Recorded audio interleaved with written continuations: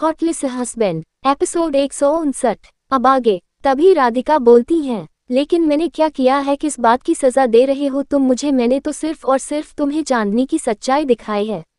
उसके लिए तुम्हें मेरा शुक्रगुजार होना चाहिए कि मैंने तुम्हें चांदनी जैसी धोखेबाज लड़की से बचा लिया। मैंने तो सिर्फ और सिर्फ तुम्हें चांदनी की सच्चाई दिखाई है। उसके लिए तुम्हें मेरा शुक्रगुजार होना चाहिए कि मैंने तुम्हें चांदनी जैसी धोखेबाज लड़की से बचा लिया।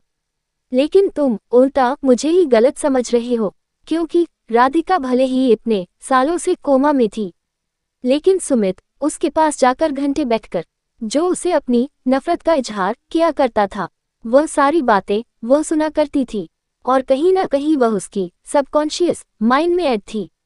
तब सुमित उसके कंधों को कसकर भींचते हुए कहता है, अच्छा तुम्हारी कोई गलती नहीं है क्या? तुम्हारी गलती नहीं है कि जब चांदनी ने आकाश को फोन करके बुलाया, ठीक उसी वक्त तुमने मुझे फोन करके बुलाया। क्या तुम्हारा फर्ज नहीं था चांदनी को रोकने का?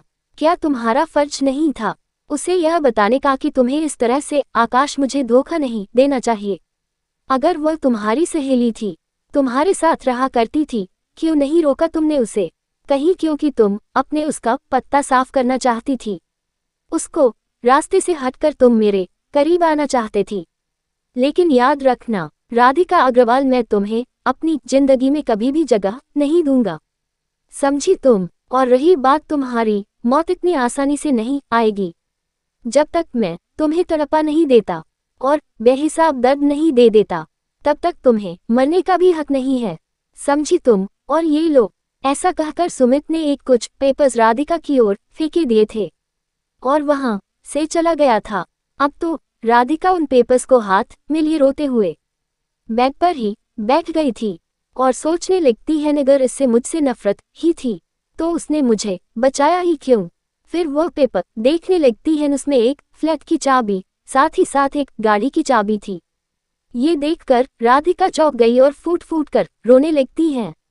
वहीं दूसरी ओर अरमान अपने कमरे से जैसे ही बाहर आया, उसकी नजर दादाजी पर गई। दादाजी उस वक्त बेहद मायूस थे।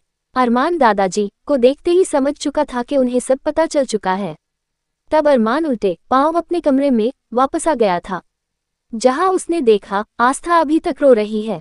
तब अरमान घुटनों के बल बैठकर आस्था का हाथ पकड़कर बोलता है, मैं जानता हूं मेरी वजह से तुम बहुत दुखी हो, लेकिन मैं चाहता हूं कि तुम मेरे दादाजी को खुश रखो। मैं उन्हें उदास नहीं देख सकता हूँ।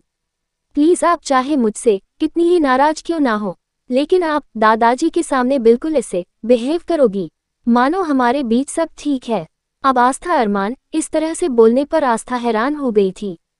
भले ही अरमान बेहद सॉफ्ट और रिक्वेस्ट टोन में बोल रहा था, लेकिन न जाने क्यों आस्था को अरमान से बहुत डर लग रहा था और वो मन ही मन में बोलती है, रिक्वेस्ट तो ऐसे कर रहे हैं जैसे अगर हम मना कर दूंगी तो हमारी बात मान लेंगे। वेल, आस्था वैसे भी अपनी वजह से किसी को दुखी नहीं करना चाहती थी। वैसे भी दादाजी को वो अपने दादाजी है मानती थी, इसलिए उसने बिना अरमान को कुछ बोले दादाजी की खुशी के लिए उसने अब खुश रहने का नाटक करने का फैसला कर लिया था। वेल, अरमान जल्दी ही आस्था का एक हाथ थामकर एक हाथ उसकी कमर पर रखकर सीढ़ियों से जब नीचे उतर रहा था, तो सबकी आंखें हैरानी से फैल गई थी। दादाजी, जो कि आस्था के मुरझाए चेहरे को लेकर काफी हद तक परेशान हो उठे थे, लेकिन अब अरमान और आस्था को एक साथ इस तरह से आता हुआ देखकर उन दोनों की हैरानी का कोई ठिकाना नहीं था। ध्रुव आहान, जो कि ऑलरेडी शॉपिंग से लौट आए थे और दादाजी को बैठाकर आस्था और अरमान के लिए जो वह सामान खरीद कर लेकर आए थे वह दिखा रहे थे। तभी उन लोगों ने एक साथ उन दोनों को सीढ़ियों से आते हुए देखा। सबके चेहरे पर एक स्माइल आ गई। टाइगर, मारिया, देव सभी एक तरफ खड़े हुए थे। सुमित भी अस्पताल से लौट आया था, आकाश से पहले आ चुका था और डॉक्टर रश्मि भी अब धीरे धीरे चलते हुए हॉल में ही बैठी हुई थी। कुल मिलाकर पूरा परिवार इस वक्त हॉल में मौजूद था और सभी आस्था और अरमान को एक साथ आता हुआ देखकर मुस्कुरा रहे थे। सबके चेहरे पर एक प्यारी सी मुस्कुराहट थी। हालांकि हर कोई इस बात के बारे में जानता था कि आस्था और अरमान दोनों के साथ ही क्या हुआ है, लेकिन फिर भी वह इस बात से पूरी तरह से अनजान बन रहे थे। वेल, अरमान सबको तिरछी नजरों से देख रहा था और साथ ही साथ दादाजी के चेहरे पर मुस्कुराहट देखकर अरमान को सुकून मिल रहा था। तब आस्था, जो कि सबको बारी बारी से देखकर अरमान को देख रही थी, वह मन ही मन में सोच रही थी कि हमारे साथ इतना ज्यादा गलत करने के बाद भी यह इंसान मुस्कुरा कैसे सकता है। आखिर क्यों इन्होंने हमारे साथ कितना ज्यादा गलत किया है। हाँ, ये भी सच है कि हम भी कहीं ना कहीं इन्हें पसंद करने लगे हैं, लेकिन इसका मतलब ये तो नहीं कि हमारे साथ इस तरह का बर्ताव करेंगे। उन्होंने हमारे साथ जबरदस्ती की है, इन्हें ऐसा हमारे साथ नहीं करना चाहिए था, लेकिन अगर हम इनके बारे में किसी तरह का मुंह खोलेंगे तो ये हमारे परिवार में साथ जरूर कुछ कर सकते हैं। भले ही ये हमारे सामने कितने ही अच्छे बनने की कोशिश करें, लेकिन हम अब इनकी बातों में नहीं आएंगे। इस बार हमें दिमाग से काम लेना होगा और हम अपनी नानी माँ को सारा सच बता देंगे। और वैसे भी इन्होंने हमारा कॉलेज जाना बंद करवा दिया है। अभी तो हमें कॉलेज गए मुश्किल से 2 या 3 दिन हुए हैं, इतनी जल्दी हम हार नहीं मान सकते हैं। तुम्हें हार नहीं माननी है आस्था, तुम्हें कुछ न कुछ करके एक बार फिर से कॉलेज जाने के बारे में सोचना होगा। एटलीस्ट कुछ दिनों का टाइम ही लेना होगा। जब तक हम बाहर नहीं जाएंगे, डॉक्टर नहीं बनेंगे, तब तक हम उसे आदमी को कैसे ढूंढेंगे जो आदमी इस फील्ड में है। कहीं ना कहीं आस्था सोचे जा रही थी।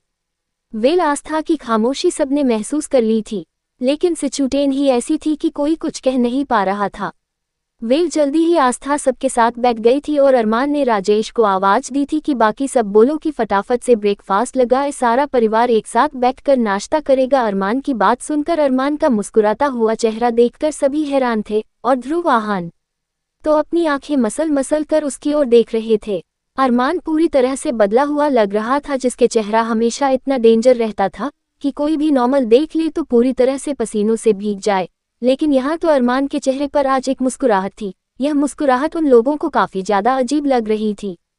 इनफैक्ट ध्रुव और आह्वान को तो लग रहा था कि कहीं यह मुस्कुराहट नानी माँ की वजह से तो नहीं है। कहीं नानी माँ ने जो पूजा अर्चना की थी, क्या वाकई भाई के अंदर से पिशाच निकल तो नहीं गया और उन्हें उनका प्यारा भाई वापस मिल गया हो। लेकिन फिर अगले ही पल उन्होंने अपनी सोच को झटक दिया था कि वह सब कुछ एक ड्रामा था जो कि अरमान ने क्रिएट किया था। तो इसलिए उन्होंने इस बारे में ज्यादा ना सोचते हुए फटाफट से सभी टेबल पर बैठ गए थे और उन्होंने साथ में नाश्ता करना शुरू कर दिया था। अरमान आगे बढ़कर आस्था को सर्व कर रहा था। इनफैक्ट वह अपने हाथों से उसे खिला रहा था और आस्था न चाहते हुए भी अपना मुंह खोल रही थी। तब अरमान आस्था के सामने घुटनों के बल बैठकर आस्था की ओर देखते हुए बोला था, मैं जानता हूं तुम इतनी आसानी से मुझे माफ नहीं करोगी, और मेरा यकीन जानो, मैं तुम्हें खुद को माफ करने के लिए तुम्हें फोर्स भी नहीं करूंगा, लेकिन तुम सिर्फ और सिर्फ मेरी हो। मिसेज आफत अरमान सिंघानिया, एक और बात, अगर भूल कर भी तुमने मुझे छोड़कर जाने के बारे में सोचा या कोशिश की तो मैं ये बात तो समझ ही गया हूं कि तुम अपनी नानी माँ से कितना प्यार करती हो। लेकिन सपोज करो अगर नानी माँ को जंगली जानवरों के बीच जंगल में छोड़ दिया जाए तो वह कब तक अपनी बेचारी छड़ी चला पाएगी। हाँ, उनकी छड़ी तो टूट ही जाएगी ना, और जंगली जानवर उन पर भूखे भेड़ियों की तरह टूट पड़ेंगे, तब क्या होगा। सोचा है तुमने एक बार भी उनके बारे में नहीं सोचा। हालांकि अरमान सिंघानिया अरमान के सामने बेहद स्वीट और नाइस बनने की कोशिश कर रहा था, लेकिन उसमें एरोगेंट बिहेवियर कूट कूट कर भरा हुआ था और मीठा बोलते बोलते वह एक बार फिर जाने अनजाने में आस्था को नानी माँ को लेकर धमकी दे चुका था। क्या करे बेचारा, आदत से मजबूर था। अरमान आगे बोला, और एक और बात, यह बात अपने छोटे से दिमाग में अच्छे से बैठा लो, तुम मुझे छोड़कर कहीं नहीं जा पाऊंगी। अरमान ने अपने इंडेक्स फिंगर को आस्था के माथे पर टेप करते हुए कहा था। ये बात अपने छोटे से दिमाग में अच्छी तरह से बैठा लो, तुम्हारी परछाई तक को कोई छूने न पाए। अरमान जैसे जैसे आस्था को दादाजी के सामने खुश रहने की एक्टिंग करने को कह रहा था, वैसे वैसे उसे वह बड़े ही आराम से एकदम सॉफ्ट वॉइस में धमकी भी दे रहा था। आस्था जो अंदर ही अंदर कभी गुस्से से भर उठती, कभी सोचती थी हम अरमान सिंघानिया को बर्बाद कर देंगे, कभी सोचती थी कि वह उससे बात नहीं करेगी, लेकिन उसका तो कुछ भी सोचना सब बेकार था। अरमान सिंघानिया को उसके किसी बात से कोई फर्क नहीं पड़ने वाला था। इनफैक्ट उसमें इतनी हिम्मत ही नहीं थी कि वह अरमान सिंघानिया का मुकाबला कर सके। लेकिन आस्था तो आस्था थी, अपनी आंखें गोल गोल घुमाकर कुछ ना कुछ वह सोच लेती थी। लेकिन फिलहाल अभी डाइनिंग टेबल पर, क्योंकि अरमान सबके सामने इतना ज्यादा नाइस बनने की कोशिश कर रहा था, हालांकि वो दिल से शर्मिंदा था, लेकिन आस्था को ये सब नाटक लग रहा था। वेल, तब आस्था ने भी इसी बात का फायदा उठाते हुए जल्दी से एक बात बोली थी। दादाजी हम आपसे कुछ कहना चाहते हैं। अब जैसे ही आस्था ने वहां बैठकर यह बोला, दादाजी हम आपसे कुछ कहना चाहते हैं, अरमान हैरानी से उसे देखने लगा था। एक पल को उसे लगा कि कहीं आस्था दादाजी से उसकी शिकायत न लगा दे, वरना वो दादाजी से कुछ बात क्या करना चाहती है। वह दादाजी ने तब दादा की आस्था की ओर देखकर बोले थे, हाँ बेटा बोलो क्या कहना चाहती हो आप, जो आप कहोगे हम वही करेंगे। तब आस्था बोली थी, वह दादाजी देखिए ना, अरमान जी ने हमारा कॉलेज जाना बंद करवा दिया है। आप प्लीज कुछ कीजिए ना, आप इनसे बात कीजिए ना कि कम से कम हमें कुछ दिन तो कॉलेज जाने दे, हम अच्छी तरह से सारी चीज समझ लेंगे, उसके बाद हम घर से भी पढ़ाई कर सकते हैं। अब जैसे ही आस्था ने ये बोला, अरमान उसकी ओर घूर कर देखने लगा था, क्योंकि अरमान ने उसे साफ साफ शब्दों में कहा था कि अब वह एक मिनट के लिए भी उससे दूर नहीं होगा। लेकिन आस्था ने एक बार फिर उसकी खिलाफत कर दी थी और कॉलेज जाने की बात कह दी थी, तो ये बात उसे कुछ खास पसंद नहीं आई थी। फिलहाल सुमित, आकाश, साथ ही साथ ध्रुव, आहान, टाइगर, मारिया, देव सभी के सभी मुंह खोलकर अरमान की ओर देख रहे थे, क्योंकि वह सोच रहे थे अगर अरमान ने एक बार मना कर दिया कि आस्था कॉलेज नहीं जाएगी, लेकिन आस्था ने फिर भी हिम्मत की दादाजी के सामने कॉलेज के बात करने की, तो वाकई आस्था किंग की क्वीन बनने के लायक है। कहीं ना कहीं मारिया और टाइगर तो यही सोच रहे थे। तभी ध्रुव बोला था, अरे बट अरमान भाई आप ऐसा कैसे आस्था भाभी को कॉलेज जाने के लिए मना कर सकते हैं, और वैसे भी अभी तो उसने सिर्फ शुरुआत ही की है, 2 से 3 दिन तो हुए, बेचारी को आप इस तरह से उसे कॉलेज के लिए मना मत कीजिए। और डोंट वरी आस्था, आपकी पढ़ाई का कोई लॉस नहीं होगा, मैं हूं ना दी ग्रेट ध्रुव, भले ही मैं कुछ स्पेशल केसेस के लिए जाता हूं, लेकिन जैसा कि तुम मुझे जानती हो मेरा कितना नाम है ना पूरी डॉक्टरी फील्ड में। तभी अचानक आस्था के दिमाग में एक बत्ती जलती है। वह सोचने लगी कि यह बात हम कैसे भूल सकते हैं, घर में दो डॉक्टर मौजूद है, डॉक्टर रश्मि साथ ही साथ ध्रुव जो कि एक नई की नामी सर्जन है, तो क्यों ना हम उनके द्वारा उस आदमी का पता लगाने की कोशिश करें जिसने हमारी जिंदगी में अंधेरा भरा है। अगर एक पल को यह खड़ूस सिंघानिया हमें कॉलेज जाने की इजाजत नहीं दी, तो हम इन लोगों के थ्रू भी तो उस आदमी को ढूंढ सकते हैं।